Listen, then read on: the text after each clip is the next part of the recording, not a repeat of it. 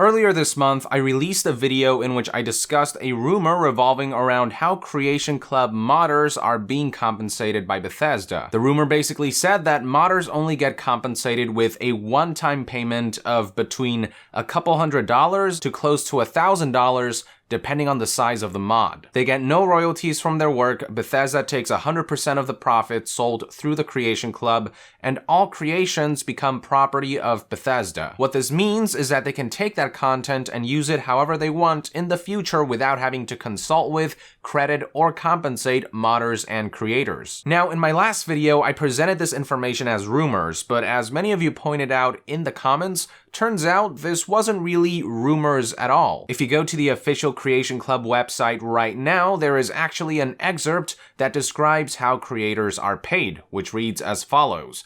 Are creators paid for their work? Yes, just like our own game developers, creators are paid for their work and start receiving payment as soon as their proposal is accepted and through development milestones. In other words, what we're looking at here is a one-time payment that's split over the course of a content's development cycle. So if you're contracted for a $600 Creation Club project, you might get paid $200 starting out, $200 more when you meet a certain milestone, and a final $200 when the content is finalized and released. This is just an example, by the way. I don't know exactly how Bethesda does it, but it's essentially a one-time payment distributed over a period of time. Once the creator is paid in full and the content is released, Bethesda takes that content, sells it on the Creation Club, and make as much or as little profit as the content makes, with complete ownership of said content. Now, when I first heard of this, I was very critical about the way all of this worked. I basically compared this to how original creators of seminal work often get screwed over by major corporations all the time. A prime example of this is Spider-Man's black suit. The original creator is an artist going by the name of Randy Schueller, who submitted the concept as part of a Marvel art contest back in 1982. Randy's submission caught the attention of a Marvel executive. They bought it for $220, which is $500 today when taking inflation into account, and now the black suit is a property that's worth a heck of a lot more.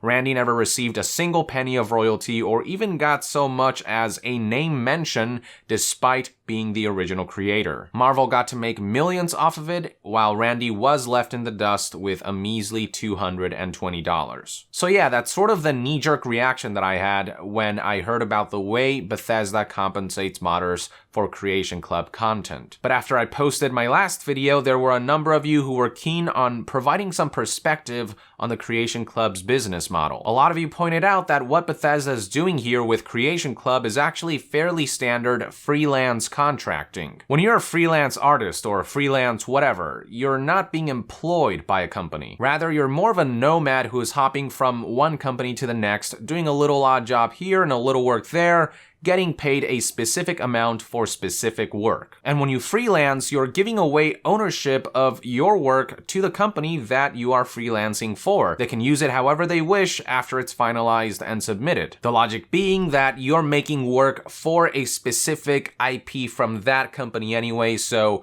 when you're making something for them, they get to own it, they get to pay you for your work, but it's theirs anyway. That's sort of how Creation Club works. It's not modders being given a platform to get paid consistently. It's a way to allow Bethesda to contract modders and creators as freelancers to create official content. So thinking of it this way, the way Creation Club is compensating modders isn't this harrowing thing that I originally made it out to be, and actually makes more sense, especially when you consider that modders are making content out of Bethesda's own games. But at the same time, I still question whether freelancing modders is actually a good idea. Yes, modders can make a little money on the side, but at the same time, the content produced through Creation Club will always be soulless. Once you get money involved and when you freelance somebody, it just becomes about getting in, getting paid, and getting out. And from there, you just look for your next work. It's no longer about making something really cool and unique out of sheer passion regardless of rewards and compensations,